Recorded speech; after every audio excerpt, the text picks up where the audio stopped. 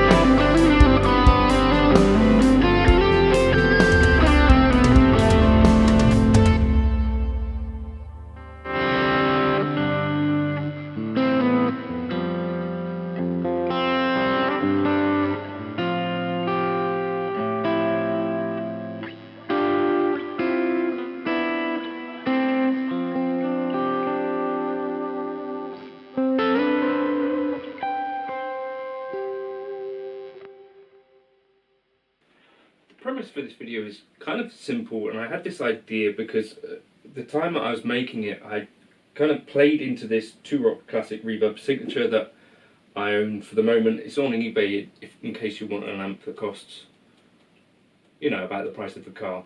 And then I switched over to the VHT D50, which I think I would have paid about 7 times less for. And actually, I think the VHT D50 kind of suits what I look for from an amp a little bit better. And I figured for most of us where money is not kind of infinite, at some point you might make a decision about whether to put more money towards a guitar or an amp. And that's kind of the thinking with what this is not on. Yeah, thinking out loud about this as a thing to think about. If you want to join in the comments, feel free to put your thoughts below, because yeah, I think it's an interesting one for folks to weigh in on. I think it's actually probably easier to answer this question than it ever has been before, because the price of amps has gone up so much. And I was reminded of this when I kind of did a video about Two Rock stuff, and thinking about, like, are these amps too expensive? And kind of my research led me to conclude that actually at the moment, anything built in the US and hand wired, except for the Fender hand wired amps, is basically going to be pretty expensive once it comes to the UK. So I think like Friedman stuff was about $4,000, Bartell about the same. The Sir amps are quite reasonably priced relatively. So I think like the Sir Bella and stuff like that are about 2,400. But either way, like, amps have become really expensive, and I was in a local music shop and asked about some bits and pieces like, do you ever get Sir Bellas in or Sir amps in? And they said no, they don't really sell. And yeah, they basically stopped stocking Mesa Boogies before Mesa Boogie stopped even. And really the only amps that they've got in that local store, we've only really got one proper music shop in my local area anymore. It's just cheaper amplifiers like Black Star or like Fender solid state bits and pieces, which is, not to say that those things aren't valid, but I think in terms of really expensive amplifiers, that seems to be kind of where things are at right now, right? So the top tier amplifiers are super expensive, but I guess so are the top tier guitars. But anyway, so for me, I think the argument boils down to, what have you got your hands on? So I think in 2024, it actually isn't even essential to have an amplifier at all.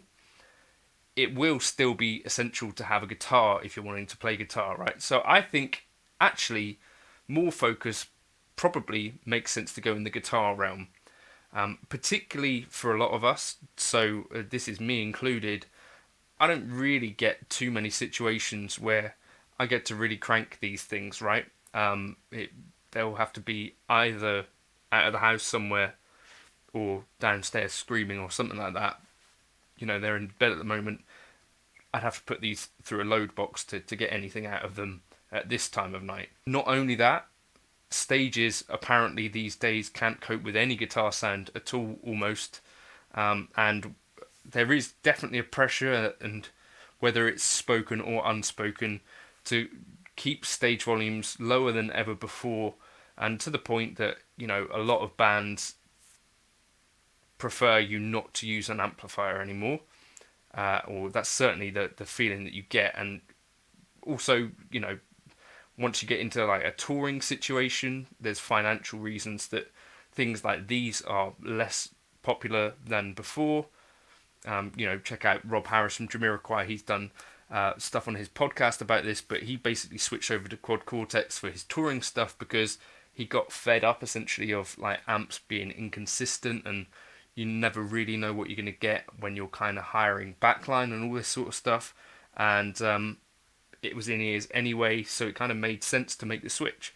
So even at a professional level, using an amplifier all the time, unless you're like Joe Bonamassa, Matt Schofield, these kind of people where it's like a very specifically guitar-y gig, a lot of players are these days going more towards the modelling stuff, etc. So I think, I guess that basically answers the question, doesn't it? I personally would say a guitar is the area that I would spend more of my money. Now, I wouldn't go bonkers with it. Like, I've been playing a Murphy Lab of Jake's recently. I wouldn't say that you need to go down that route at all. But I do think there's a point at which you get to where you get a really higher quality, and then beyond that it starts to get kind of diminishing returns. Like, so say like a PRS Silver Sky SE is really pretty good, and like a Sire at that level as well, really pretty good. But they don't get, in my opinion, to the level of like a PRS Silver Sky, which is, that step above, like maybe £1,000, £1,200 more. I think at the time you saw a lot of videos from the influencer types kind of saying that they couldn't hear or feel the difference. For me personally, having played 3 of the Silver Sky SEs and 1 of the Silver Sky production core models, I would say you definitely can tell a difference. They feel quite different as a guitar. And it's not to say that there's not quality in the Indonesian made guitars. There is, but I think there seems to me still to be a bit of a step up for a lot of guitars when you get above that. So something like a Japanese Yamaha Pacifica maybe might be like a good benchmark. A PRS American Silver Sky I think is a good benchmark as well. Even for me, I felt like the Fender American Vintage 57 that they sent me, that was like a step up above as well, above the Indonesian stuff that I've played, and Japanese as well. So I think there is like a threshold still, I feel, for some reason, like that you can notice when you pick up like a Japanese or American made thing that is done well, if that makes sense. So that would be kind of like where I would push my budget towards, I think, if I had the opportunity to. On the amp side of things, there are, I think, quite a lot of options that don't cost a whole lot, which actually punch way above their weight, in a way that in the guitar world, I think there's still like a noticeable jump in quality.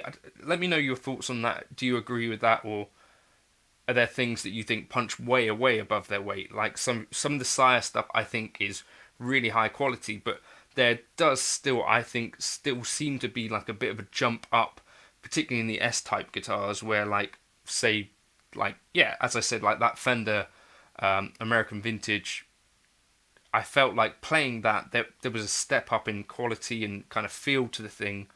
With amps, you don't really get so much that sort of thing, right? Because a lot of amps are just totally different designs. But so things that punch above their weight, so like the VHT D50, which I've got here, which is probably going to be in the outro, not the intro. I got this used for 550 quid off of Nick, and it's basically as good as anything I've tried. Great clean, great drive, and yeah, that's not an expensive amp by any means. Just put that through a decent cab. In terms of decent cabs that aren't expensive anymore, a Mesa Boogie open back with an EV speaker in it, I think is as good as anything else. And you can pick those up for not crazy money, like 200 quid maybe. Other options, right, you've got like Vox AC15s, you can grab them all the time. I think that pedal show talk about Hot Rod Deluxes an awful lot, and I think they're big fans of those. I think that's probably a practical choice, as well as kind of Fender reissue Princetons and deluxe reverbs. You can get them for sort of around £800-ish, £1,000 in the UK used. I think those would be a good kind of safe bet. Some of these things, right? You can get Marshall heads in the UK these days used for really, really decent prices. I guess maybe the Marshall SV20, that sort of thing. So you don't have to spend, I don't think, the sort of crazy kind of money on amps. If you are going to go down the getting an amp route, I might just get one of these kind of things. Whether it is a VHT would be on my list of things, maybe. I think maybe a deluxe reverb might be a thing if I was going to have just one amp, that sort of thing. Or you could even go down the modelling amp. Or you could even go down the modelling amp route. Although, having said that, if you're going to do that, for me personally, what I think might be a better route would be to get something like an HX Stomp and a Fender FR12, which, to be fair, I think sounds as good as many other things and solutions anyway. I know, that's probably enough talk about that. But yeah, let folks know your thoughts in the comments. I think the answer for me is easier than ever before, because it's been months now that I've not had a gig where I need an amp, and yeah, I'm still playing my guitars every day, and I think certainly at home you notice more the money that you put into your guitar than the money you put into an amp in 2024, I think. Let me know your thoughts. Cheers.